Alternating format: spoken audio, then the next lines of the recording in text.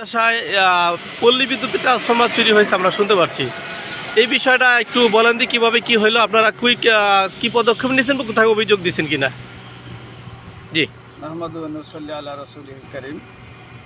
গত পরশুদিন সোমবার দিবাগত রাত্রে আমাদের এই মার্কাজুস-সুন্নাহ মডেল মাদ্রাসার একদম সাথে এই পাশে 20 ফিটের সাথে একটা পিলারের সাথে আমাদের বড় বড় দুটো ট্রান্সমিটার ছিল।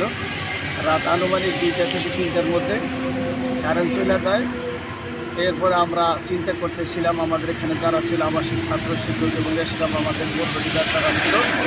এরপরে আমাদের যে গাইডম্যান ছিল সে লাইট ধরছে, লাইট ধরার পরে কিসের জন্য আলাপ পাইছে। এরপরে আর আমরা রাত্রি তেমন কিছু করি নাই। সকালবেলা আমরা দেখি কারেন্ট আসে না, তখন যাই দেখলাম তো আমাদের ট্রান্সমিটার পিলারের সাথে নাই এবং নিচে ট্রান্সমিটার ভাঙ্গা মাল সামানা মূল্যবান জিনিসপত্রগুলো ওরা চুরি করে নিয়ে গেছে। আচ্ছা, এখান থেকে কয়টা ট্রান্সফরমার নিছে? 2টা ট্রান্সমিটার নিছে, 3টা ছিল। এখন আমরা ছাত্রস্থান নিয়ে খুব দুর্বিষহ অবস্থায় আছি, কষ্টে আছি এবং আমরা আমাদের ছাত্রদেরকে বিদ্যুতের অভাবে আমরা ছুটি দিয়ে দিছি। আচ্ছা, যত তাড়াতাড়ি বিদ্যুৎ পাই তত তাড়াতাড়ি আমরা ছাত্রদেরকে নিয়ে আবার বাচ্চাদের পড়াশোনা আমরা চালিয়ে যেতে পারবো। এই ব্যাপারে থানায় অভিযোগ দিয়েছিলেন? আমরা থানায় লোক পাঠিয়েছিলাম, থানায় বলছে আপনারা পল্লী বিদ্যুতের সাথে যোগাযোগ করেন, তারা যথাযথ ব্যবস্থা নেবে। আমরা পল্লী বিদ্যুতের সাথে যোগাযোগ করছি, তখন পল্লী বিদ্যুতের অফিসাররা আমাদের লোক পাঠিয়েছিল, তারা ইনকোয়ারি করে গেছে, দেখে গেছে। তারা বলছে যে আমরা যথাযথ চেষ্টা করব, আমাদেরকে যোগাযোগ করতে বলছে। আচ্ছা, থানা থেকে কোনো লোক পরিদর্শন করছে ঘটনাস্থল? থানা থেকে এই পর্যন্ত আমাদের জানা নেই কেউ আসছে কিনা।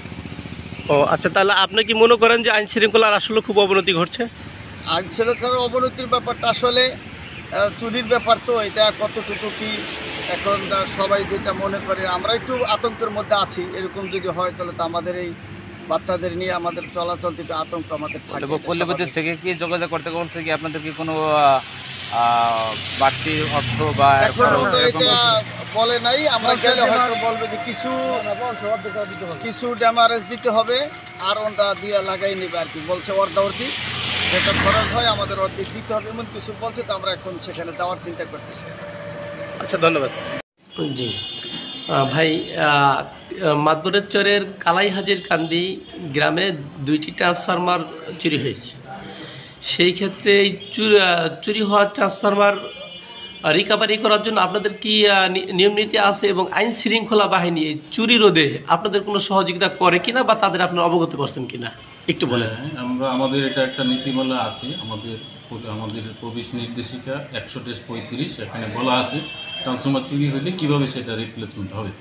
তো এই ক্ষেত্রে বলা আছে যে ট্রান্সফরমার যদি চুরি হয়, যে কোনো ট্রান্সফরমার যদি চুরি হয়, সেই ক্ষেত্রে আপনার প্রথমবার যদি চুরি হয় তাহলে ট্রান্সফরমার মূল্যের 50% মূল্য গ্রাহক পরিশোধ সাপেক্ষে ট্রান্সফরমারটা রিপ্লেস করা হবে এবং পরবর্তীতে যদি চুরি হলে তাহলে 100% মূল্য পরিশোধ সাপেক্ষে ট্রান্সফরমারগুলো পরিবর্তন করা হয়, রিপ্লেস করা হয়। আমরা যতটুকু জানতে পেরেছি আইন শৃঙ্খলা বাহিনী বাহিনী আমাদের আছে ট্রান্সফরমার বা অন্যান্য মালামাল সমিতির যে কোনো সম্পদ যদি চুরি হয় তাহলে সেটাকে আমরা এফআইআর করতে হয় এবং আমরা সাথে সাথে সেটা এফআইআর করি এবং আইন শৃঙ্খলা বাহিনী সেই অনুযায়ী তাদের ইনভেস্টিগেশন, তাদের পরবর্তী যে কার্যক্রম সেগুলো তারা চালায়। আচ্ছা, তাদের ইনভেস্টিগেশনে কোনো রিপোর্ট আপনাদেরকে দিয়েছে কিনা? ইনভেস্টিগেশনে রিপোর্ট আমাদের কাছে দেয় নাই, তবে বিভিন্ন জায়গায়। জি ভাই, গত 18 তারিখ ঢাকা ভাঙ্গা মহাসড়কের পাশেই সার্ভিস লাইনের খুব নিকটেই 2টি পল্লী বিদ্যুতের ট্রান্সফরমার চুরি হয়ে যায়। সে বিষয়ে শিবচর পল্লী বিদ্যুৎ পক্ষ থেকে এফআইআর দায়ের করা হয়েছে এবং আপনারা সরেজমিন তদন্ত করেছেন কিনা এবং চুরি রোধে আপনার পক্ষ থেকে কি পদক্ষেপ গ্রহণ করছেন যাতে এই ধরনের চুরি আর না হয়? জি, ধন্যবাদ আপনাকে। প্রথম কথা হলো আমরা বিধি মোতাবেক এফআইআর পাই নাই পল্লী বিদ্যুতের পক্ষ থেকে। আমরা এফআইআর পাইলে যথাযথ তদন্ত করব, যথাযথ আইনানুগ ব্যবস্থা গ্রহণ করব। আর যে কোনো এই চুরি সহ সকল প্রকার অপরাধ নিয়ন্ত্রণে আমরা মাঠে আমাদের টহল পার্টি টহল দিচ্ছে এবং আমরা যথাযথ পুলিশি ব্যবস্থা গ্রহণ করেছি। আচ্ছা, আমরা দেখতে পাচ্ছি প্রায় কিন্তু বিভিন্ন জায়গায় চুরির প্রবণতা গেল 5 তারিখের পর থেকে অনেক বেড়েই চলেছে। এই চুরি বৃদ্ধির কারণ কি মনে করেন আপনি?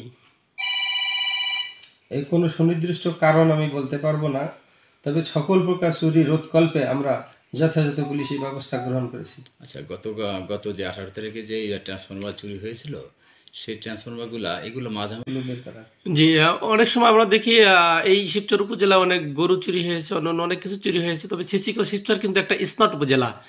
এখানে কিন্তু 800 সিসি ক্যামেরা স্থাপন করা আছে। মহাসড়কে আমরা জানি সিসি ক্যামেরা স্থাপন করা আছে।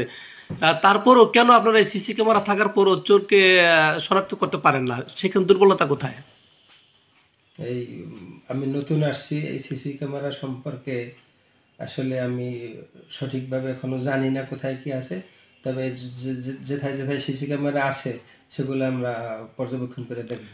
সিসি ক্যামেরা কন্ট্রোল কি আপনার এইসব অফিসে কি কোনো কন্ট্রোল ব্যবস্থা আছে, বা এটা আপনি অবগত হননি এখনো পর্যন্ত?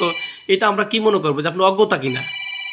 না, এটা যেহেতু কোথায় সিসি ক্যামেরা আছে, কন্ট্রোল কোথায়, এটা আমাকে জানতে হবে। শিবচর একটা অনেক বড়